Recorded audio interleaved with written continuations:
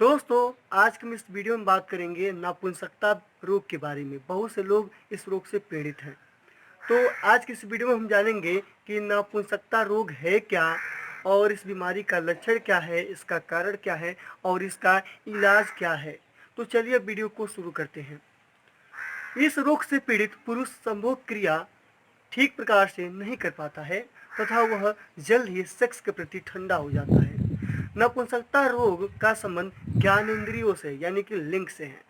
नपुंसकता रोग से पीड़ित व्यक्ति अपनी इस समस्या को किसी दूसरे को बताने में संकोच करता है तथा वह इसके बारे में किसी को कुछ भी नहीं बता पाता, जिसके कारण उसका यह रोग और बढ़ता चला जाता है।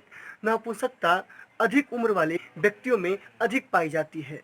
ऐसे व्यक्ति स्त्री की परछाई से भी घबराने लगते हैं तथा वे स्त्रियों के पास जाने से कतराने लगते हैं।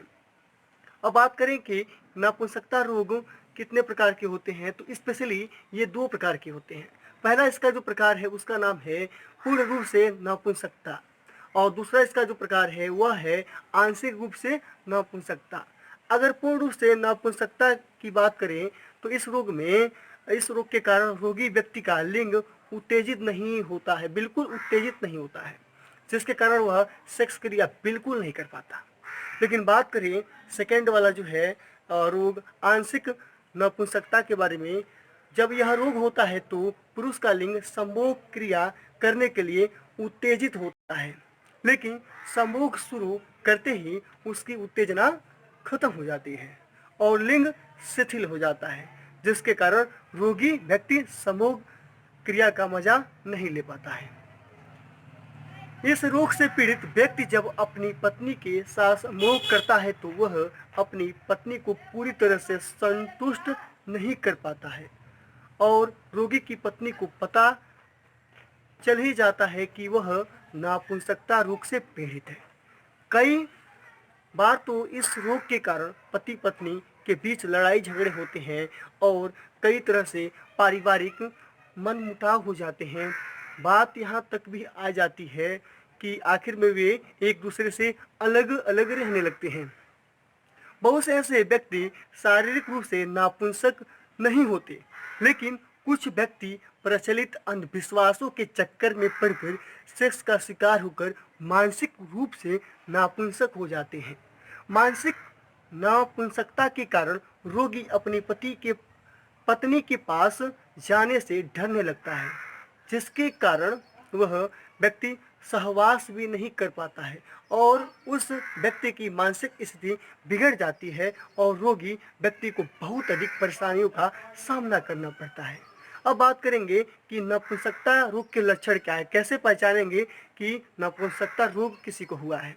इस रोग से पीड़ित रोगी के लिंग में कठोरता नहीं होती, राइट, यानी कि वो टाइटली कठोर नहीं होता, या संभोग क्रिया के समय में लिंग में कठोरता आ भी जाती है तो संभोग के समय लिंग की कठोरता खत्म हो जाती है। यानी कि संभोग करते समय अगर आ जाती है तो करने के बाद यानी कि उस संभोग क्रिया में इसकी कठोरता खत्म हो जाती है, राइट।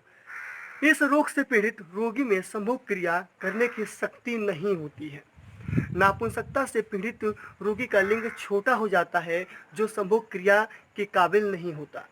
रोगी के अंडकोशों का अस्वाभाविक रूप से छोटा हो जाना या बिल्कुल ही ना होना आदि समस्याएं रोगी को हो जाती है। यानी कि जो भ्रीषण जो कोष्ठ होते हैं उनका छोटा हो जाना या बिल्कुल उनका ना होना, ये सब समस्याएं हो जाती हैं। इस रोग के कारण रोगी व्यक्ति के शरीर के अंदर दूषित द्रव जमा हो जाता है, जिसके कारण रोगी व्यक्ति के शरीर की रोग प्रतिरोधक जो क्षमता है वह कम हो जाती है। इस रोग से पीड़ित रोगी का स्नायु जाल कमजोर तथा प्रजनन अंग कमजोर हो जाते हैं। अब बात करते हैं कि नपुंसकता रोग का कारण क्या है, यानी कि क्यों यह रोग हो जाता है। तो यह रोग शरीर में बहुत अत्यधिक हम कह सकते हैं कि कमजोरी होने के कारण हो जाता है। शरीर में कमजोरी होने के कारण रोगी व्यक्ति में सेक्स की उत्तेजना खत्म हो जाती है, जिसके कारण यह रोग उन्हें हो जाता है। लेकिन शरीर के अंदर दूषित द्रव जमा अगर हो जाए तो उसके कारण जो लिंग होता है वो छोटा हो जाता है तथा उत्तेजना खत्म हो जाती है, जिसके कारण यह रोग हो जाता है। अत्यधिक संभोग करने तथा बहुत दिनों तक संभोग न करने के कारण भी यह रोग हो सकता है। बहुत अधिक साइकिल चलाने के कारण भी नापुंसकता का रोग हो सकता है। राइट। जो व्यक्ति सेक्स के बारे में अधिक सोचता है तथा अनुचित ढंग से सेक्स प्रक्रिया करता है तो उसे यह रोग हो जाता है। हस्त मैथुन, गुदा मैथुन के कारण भी संभोग क्रिया के दौरान शक्ति कम हो जाती है या बिल्कुल समाप्त हो जाती है। यह रोग व्यक्ति की चिंता और तनाव ज़्यादा रहने के कारण उन लोगों में यह रोग हो जाता है।